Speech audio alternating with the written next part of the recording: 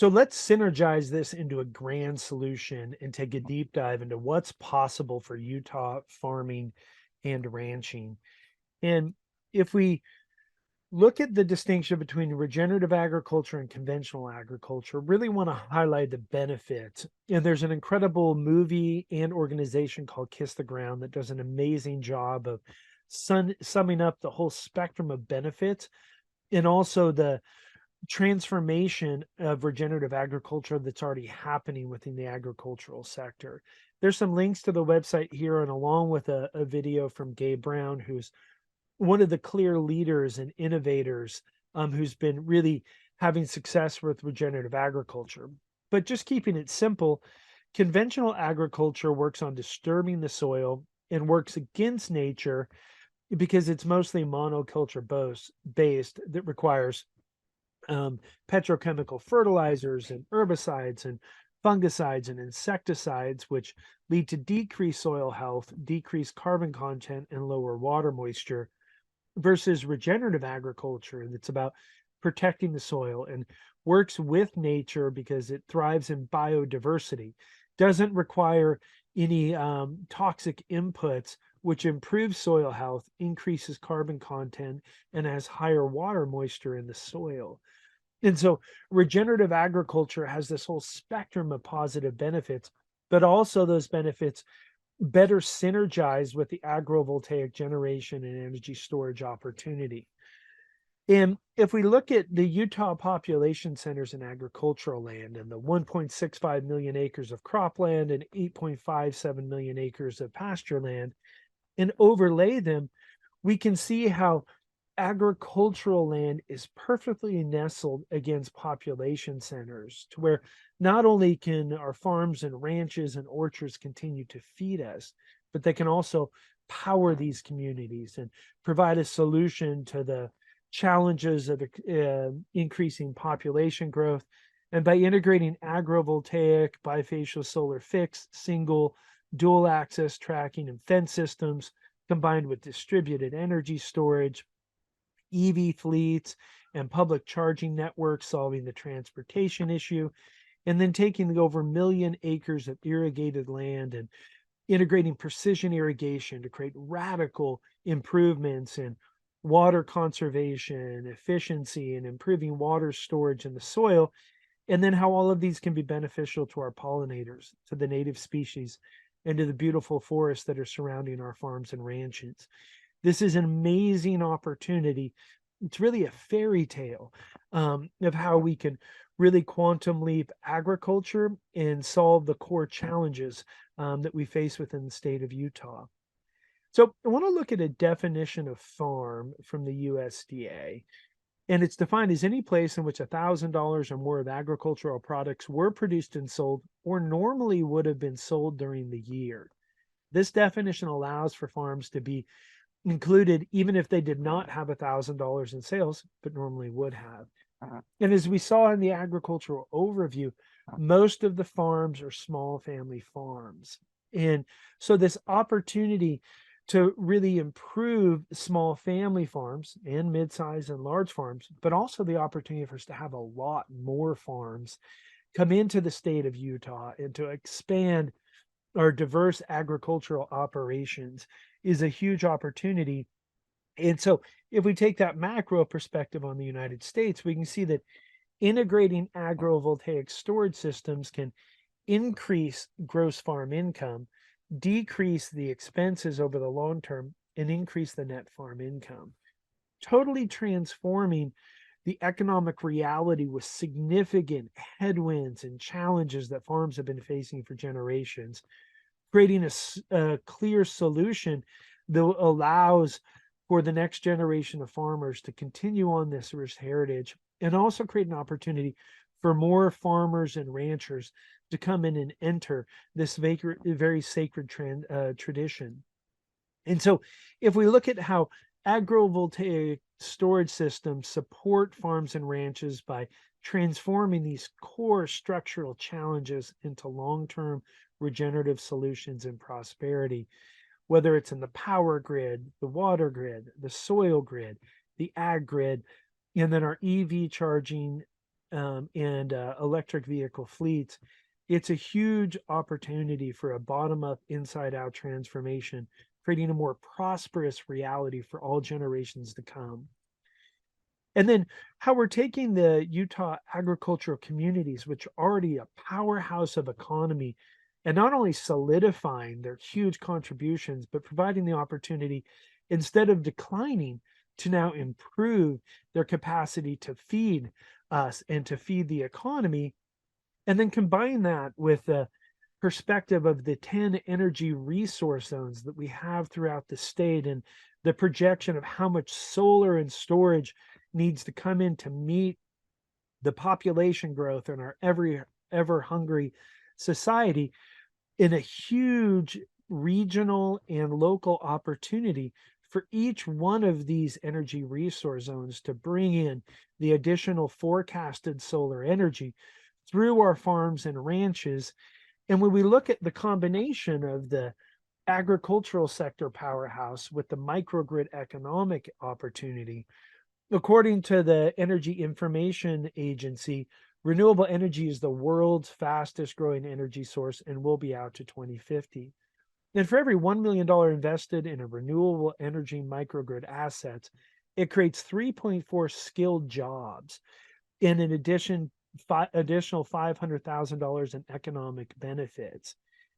So we see all of this economic and job opportunity of not only agricultural farming and ranching jobs, but the ability to bring in a whole diverse array of new employment to the farms and ranches that provides more opportunity for more people to be working on the farms and ranches, along with participating in the larger energy market transformation that's occurring.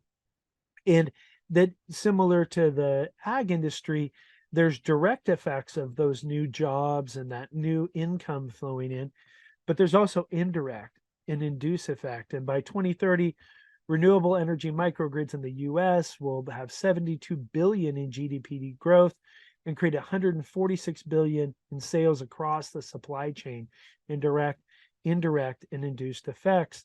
So we can really see how this improvement of the farm's economic situation, along with expanding the economic opportunity for people to live and work and thrive on the ranches, has far-reaching impacts into the broader aspects of our rural communities.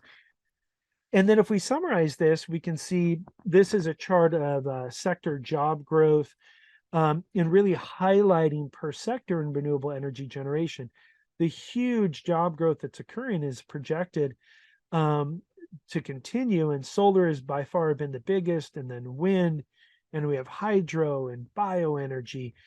But we're now merging that with the agrivoltaic systems and agriculture and farming and water systems, and electric vehicle technicians and people to manage the energy storage of the microgrid. So we're merging the agricultural sector with the energy sector in something that's more prosperous, more resilient, and provides greater security for generations to come. And let's look at a couple of agrivoltaic examples to sum this up. And one is Jack's Solar Garden, which is in Colorado, and up until a year ago was the largest agrivoltaic project within the United States. And it's a 1.2 megawatt community solar farm in Boulder County, Colorado. Installed 1.2 megawatts of single access solar over 5 acres of land, of which they had 3 acres for research and 2 acres is leased to a CSA. And this is such a beautiful story that's so relevant to the generational struggle for farmers and ranchers, because it has a rich heritage that was created by Jack, the grandfather, which had been largely a hay and alfalfa farm. But as the son came, or the grandson came in, didn't really seem it was economically viable to continue, and wasn't really a farmer himself. And so transformed it into a solar enterprise that's partnering with the NREL, Colorado State University, and the University of Arizona as a research facility, and also as a community solar project that's providing power to the local community and brought in long-term revenue, has really become a leader. In addition, they created the Colorado Agrivoltaic Learning Center, which has opened up a whole discovery potential for agro-tourism and drawing people from all over the country and the world to come and see this very successful project. So it solved long-term revenue, a generational problem, is providing power to the local community, and is really a leader in research and development with local universities and global organizations. And then now, what is the largest project, also in Colorado, is the Garnet Mesa. And this is an 80 megawatt community solar farm on 383 acres. And when completed, it will produce 194,000 megawatt hours, powering 18,000 homes in the valley. And they're integrating that with a sheep grazing operation to handle the vegetation management. And will use a combination of sprinkler systems mounted under the panels and drip tubes as precision irrigation to really focus on soil system restoration. And this project is predicted to employ 350 to 400 people and generate approximately 13 million in tax revenue over 15 years. So a great example right next door in Colorado of a larger scale project that's integrating so many of the huge potential areas of an agrivoltaic, regenerative grazing, and precision irrigation project. And so if we look back at the history in the United States, going back to 2021, there were only about 20 plus projects across the United States. And we're drawing from the US Department of Energy Inspire project, which is innovative solar practices integrated with rural economies and ecosystems. And they have an interactive map of all the agrivoltaic projects with their types that's constantly being updated. And now, if you look in 2023, we went from 20 mostly research projects to now there's over 300 plus projects all across the Republic. But amazingly for the Utah, there's currently 0 agrivoltaic projects happening in Utah, really crystallizing this amazing opportunity with some of the most successful small scale and large scale projects in the US happening right next door in Colorado. And this is a totally open market within Utah to make Utah this continued economic powerhouse and innovation hub, now transforming into the agrivoltaic storage and EV microgrid market. And to really crystallize as we're creating this massive economic opportunity and increase in resiliency, looking again at the population map of Utah, but here, this is showing the density of where Utahns are living. And 75% of the Utah population is clustered in 4 of the 29 counties, huddled all along the Wasatch Front and then some down in St. George. And as we create this economic opportunity, it's really a chance for us to migrate out of the highly dense urban areas, which are also the source of a lot of the other challenges that we face in pollution. And then where is all the resources going to come to continue to support the urban areas? And there is an opportunity for urban farms and rooftop gardens as well. But this represents a greater transition for people to leave the city and come to the country and to not only be supported, but to thrive in participating in this great and good work. And here's a beautiful map that was created, really showing that same heat map graphically around all of the Utahns are huddled around that Wasatch Front when we have this huge, abundant, and beautiful state that we're now providing the opportunity for the people to live and to enjoy the rest of the state. So to sum this up, cooperatives are also a key aspect, and we have this incredible 6-member cooperative in Deseret Power that's touching so many of the diverse aspects of the state of Utah, but is also an opportunity to create regional innovation and partnerships across state lines. And that we look at Garcane Energy from the specific project example in the 5 counties and the number of farms that Garcane Energy serves, we can see that in Sevier, Paiute, Wayne, and Garfield, these are the number of farms that we have per county. And there's a total of 1,472 farms within the Garcane Energy service area. And to really look at that as a market potential of how many farms and ranches we already have existing in just one of the 6-member cooperatives of Deseret Power, And then to look at the other 5-member cooperatives and how many farms and ranches are there. And, this all comes down to one individual project as a bottom up, inside out transformation. And then pulling from the USDA, which has a list of all of the farms across the nation. And then at Butterfly Power, we created a Utah state by farm county version of this and looked at from the total of 18,409 farms, and we can see them listed by county. What does it look like from a market potential as we transform a farm and ranch with agrivoltaic storage systems? And if we look at just 0.01%, it would only be 2. And there's currently 0 in the state of Utah. But if we look at that 1% number, that'd be 184 farms. And if we looked at that 6-member cooperative in Garcane, using those same numbers, we could see a specific cooperative opportunity.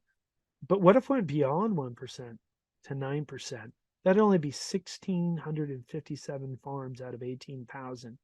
And as we've seen in the past, why do we have to stop at 1 or 9? What if 90% of farms made this quantum leap into resiliency and economic abundance and prosperity?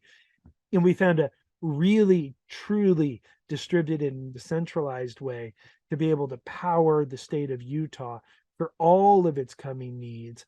But more importantly, not just providing the generation, we're creating more efficiency, more health in the environment, and we're finding a way to solve the water system.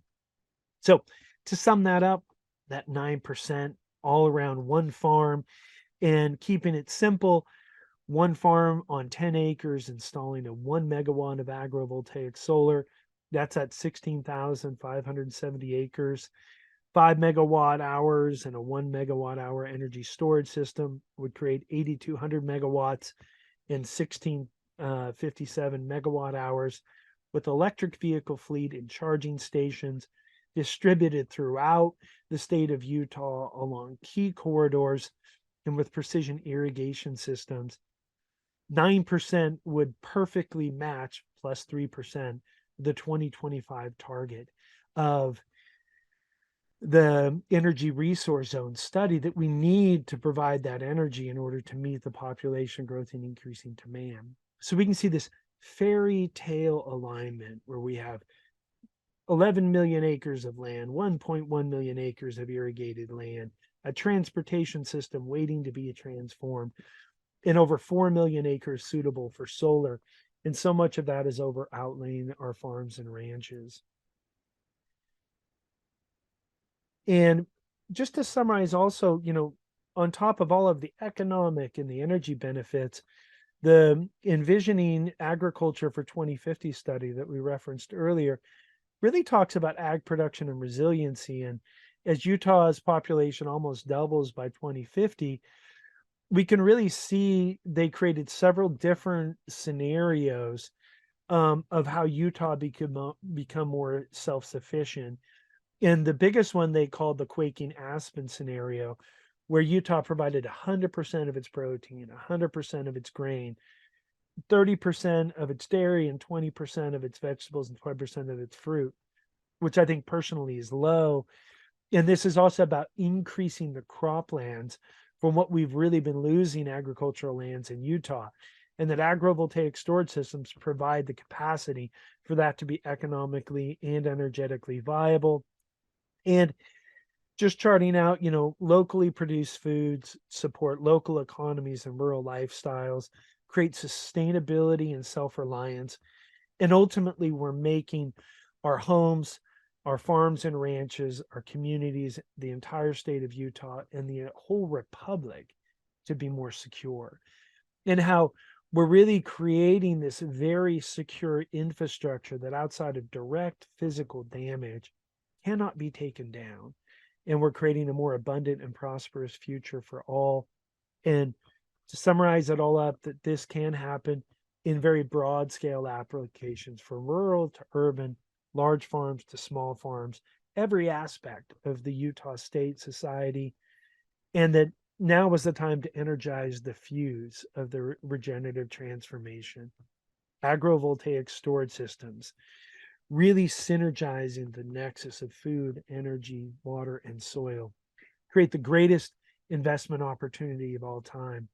And not just the promise, but a clear path forward into a regenerative, more prosperous, and abundant future for all Utahns, but really for all of life. Thank you for taking the time to watch this section of the Utah Agrivoltaic Storage and EV Microgrid Market Intelligence Analysis. It's my prayer that you found a lot of really valuable knowledge and insights and hopefully inspiration about how you can participate in taking the great state of Utah and transforming it into more abundant, secure, and prosperous future for all Utahns, but how Utah is really a keystone state within the heart of the Rocky Mountains that has the opportunity to really integrate with this incredible 7-state regional market, and how Utah is an economic powerhouse and technological innovation hub can really inform that regional market, the broader United States and the world. And regardless of what channel you're finding this transmission, that you'd be inspired to watch all sections of this market intelligence analysis, which you can find at butterflypower.org. And we would be humbled and honored if you'd give it some love, a like, and share it, specifically with a farmer or a rancher or investors who are looking at investing their capital in ways to create a more regenerative future, or really anyone who's wanting to come and participate in this broad scale, bottom up, inside out transformation of our economy, our energy system, and our environment. And it's just a blessing to be here in this time and to participate in this great and good work. And we are the butterfly generation. It's time to rise and shine. Time to transform.